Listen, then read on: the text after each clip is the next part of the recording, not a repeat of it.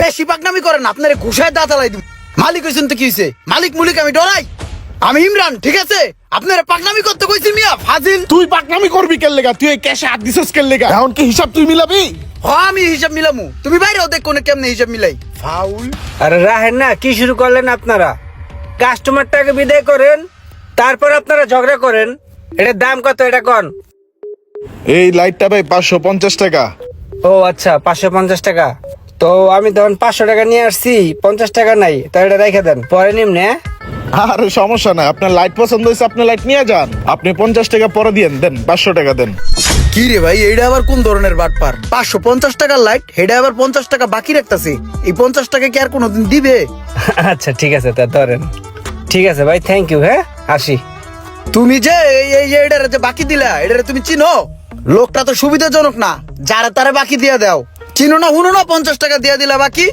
দেখতে তো লাগে চোরের মতন। 50 টাকা গেছে। আমি থাকলে এই মালটা 650 টাকা বিক্রি করতাম। ঠিক আছে।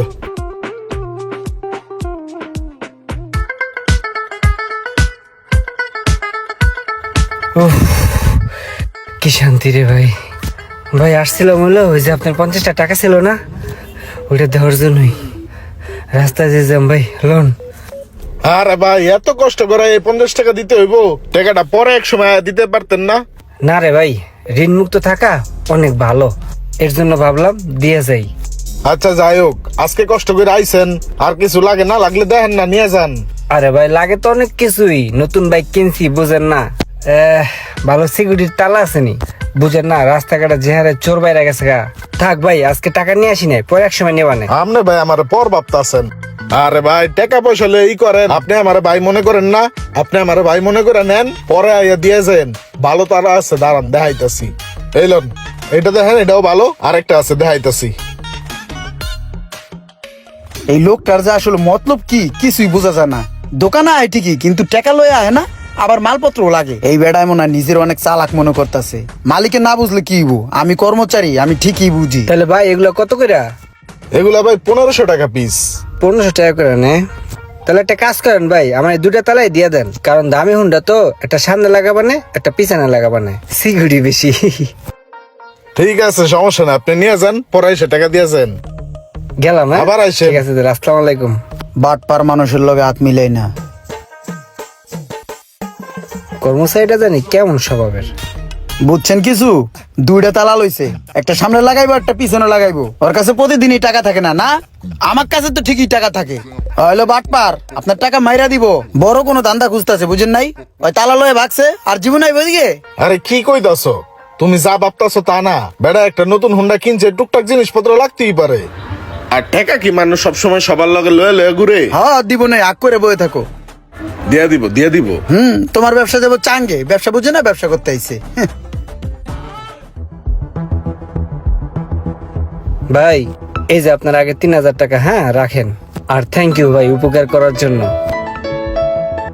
হ্যালো,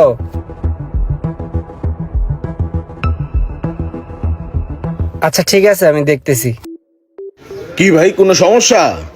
না সমস্যা না, ওই আমার হুমন্দি আছে তো, তা নতুন একটা বাইক কিনছে, তা কিছু মাল লাগতো তো, হ্যাঁ কইলো আর কি। আরে ভাই আপনার সম্বন্ধী নতুন বাইক কিনছে, তার বাইকে মাল লাগবে, এত চিন্তা করার কি আছে? মাল নিয়ে যান না, কি কি লাগবে নতুন বাইকের লেগা সব আছে, লয়ে যান।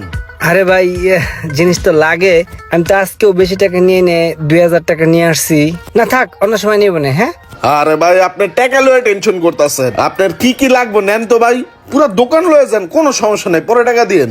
এই যে লোকটার আসল রূপ বাইরেছে, এতদিন ছোট ছোট লেনদেন করে খাতির করছে, আজকে কোপ দিয়ে দিব। মালিক তো বুঝতাছে না, আমি চান্দুতে ঠিকই বুঝতাছি।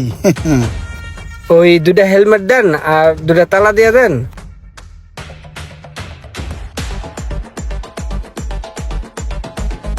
মালগুলা বাকি দেওয়াতে খুব উপকার হইলো। এই লন ভাই, তাহলে 2000 টাকা রাখেন, বাকিটা পরে দেওয়া যাবে না, হ্যাঁ? আমার নাম্বারটা রেখে দেন। কোন নাম্বারটা কোন?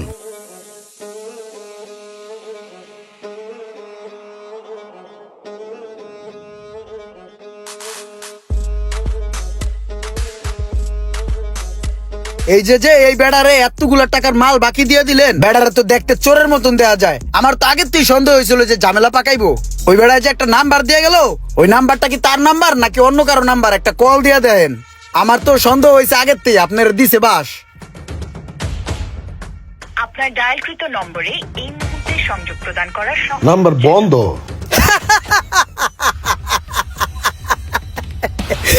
আগেই কইছিলাম যে ধরা খাবে মামু, ধরা খাইছো।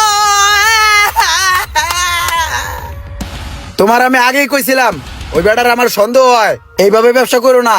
2-4 দিন একটু ভালোই সম্পর্ক করছে, বাকি নিছে, বাকি টাকাগুলো দিয়ে দিছে, বড় একটা ডান মেরিয়া কোপ দিয়ে চলে গেছে গা। 30,000 টাকার মাল লয়ে গেছে গা। এখন বুঝো চুলকাও মিয়া, ব্যবসা করতে আইছে। হ্যাঁ, নাম্বার দিয়ে গেছে, বন্ধ বন্ধ। লোকটা এইভাবে বিশ্বাস ভঙ্গ করে বাটপারি করবো বুঝতে পারিনি।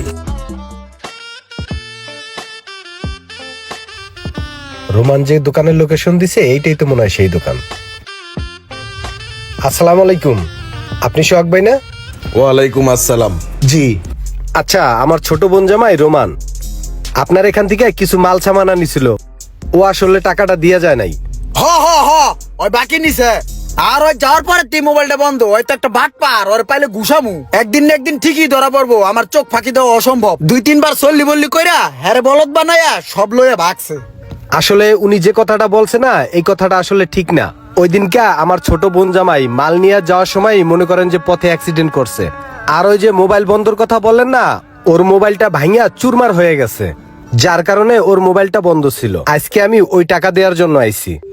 এই যে ধরেন, আপনার এখানে পুরা টাকাটা আছে, আপনি বুঝে নেন। আসলে কি ভাই, উনি যাওয়ার পর থেকে ওনার মোবাইলটা বন্ধ ছিল তো, তাই আসলে ও এগুলা বলছে, কিছু মনে করেন না। না, আচ্ছা ঠিক আছে, তাহলে ওর জন্য দোয়া করেন। হ্যাঁ, ভালো থাকেন। ওকে।